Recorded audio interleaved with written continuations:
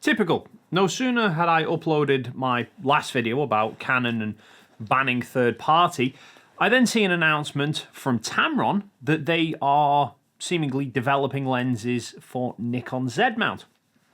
And I think this is huge news that could have huge repercussions within the market long term, especially for Canon.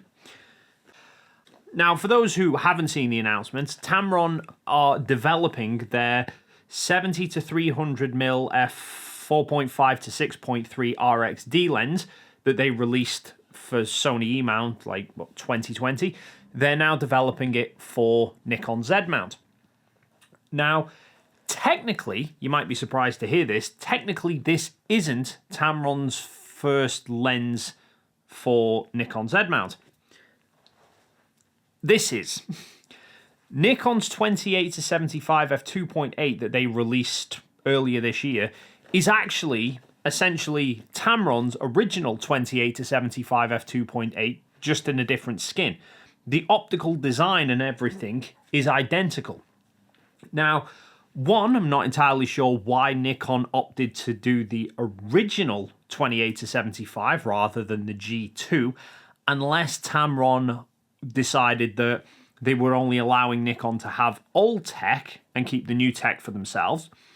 And I also can't understand how Nikon felt justified in charging $1,200 for their version of a $900 Tamron lens. Anyway, I'm getting off topic now. Back to the news of today. So they're developing one of their pre-existing lenses to work with Nikon Z mount. Now, that kind of stands to reason then that we should start to see them develop other pre-existing lenses to go on Z mount. And let's face it, they have quite a few to choose from. They've got full frame, they've got APS-C, they've got wide angle, mid focal length, telephoto lenses, they've got super zooms, they've got budget friendly, they've got a holy trinity, they even have the market shocker that is the 35 to 150. Now, I'm not suggesting that all of the current Tamron E-mount lenses will be released in Z mount, but I would be amazed if we don't see at least a half a dozen or so in the next months and years ahead. And I think this will have a profound effect on the market for a couple of reasons. Firstly is that, as I've covered in previous videos, Nikon's lens lineup for the Z mount at the moment isn't particularly thorough. There's quite a lot of gaps. And I think having a manufacturer like Tamron adding extra lenses to the lineup is going to just give people a lot more options in what lenses they can buy. Secondly is that Nikon Z mount lenses have somewhat of a reputation of being quite pricey for what you get, while Tamron has quite a reputation of producing very budget-friendly lenses. So I think Tamron making lenses for Z mount is going to make the Z mount appeal to people who are on a tighter budget. Now, this starts to tie into why I think this could potentially cause big problems for Canon further down the line. And bear with me on this one. As we've recently found out, it seems that Canon are banning third-party manufacturers from producing at least autofocusing lenses for the RF system. So RF users will be forced to only buy genuine Canon lenses, which basically gives Canon free rein to charge whatever the hell they like, because they've got no competition, at least direct competition on the RF mount. So they can charge more for their lenses, which then potentially makes other systems appear cheaper and more appealing. And that decision from Canon has had a lot of negative response.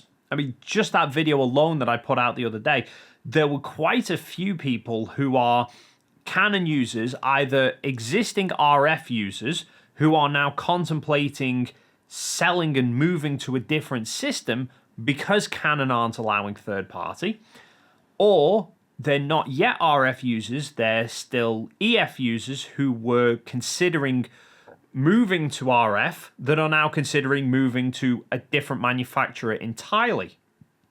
So that alone has ruffled a lot of feathers. Now, not as a general rule, but I've seen a lot of Canon users who were against switching to Sony because they don't like the ergonomics of Sony cameras. They don't like the general design of them and whatever else. They didn't mind Nikon so much, but maybe they didn't have the lens lineup to go with it. So suddenly making the Z mount seem more appealing could persuade some Canon users to switch to Nikon. But moreover, a lot of the Nikon cameras now, the Z mounts, are using sensors made by Sony. Now, I don't know exactly if the sensors are carbon copies of the sensors that are being used in Sony mirrorless, or whether they're a different design that's been specified by Nikon. But the point is, Nikon and Sony definitely have business links with each other. And Sony is also the second biggest stakeholder in Tamron. They have a 12% stake in the company, which means it stands to reason that they would have a lot of pulling power in what decisions and what direction Tamron head with their products and who they sell to. So we have Sony, who have ties with Nikon and have ties with Tamron, and we now have Tamron and Nikon working together as well. So it almost seems like we're starting to see a bit of a love triangle appear between the three companies, a bit like the L-mount alliance. Although I'm not really sure what you would call a Sony, Nikon, Tamron trio. Nicroni? Tamconi? Or Sicron? I'm not saying that's what it's actually going to be called. It was just a suggestion. Either way, we're now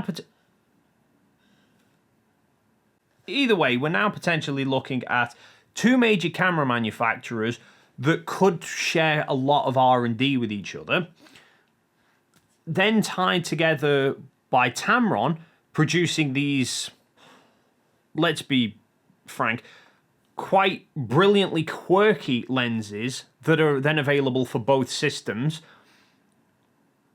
They really could sort of, as a trio, take the fight to Canon, who are seemingly trying to go at it alone, convinced they can take the world on by themselves. And it sort of begs the question, could this be the beginning of a huge shift in the camera market? Could we see in a few years' time Sony and Nikon working together and flying high up the market while Canon slip back and losing a lot of ground and struggling to get traction back because they've severed all the ties with third-party manufacturers? Could we see that and look back on this particular moment in time as the turning point? It's entirely possible. Crazier things have happened. Let me know your thoughts down below while you're down there. If you enjoyed this video and you haven't already done so, then please consider hitting the like and subscribe button, and then hopefully we'll see you in the next video.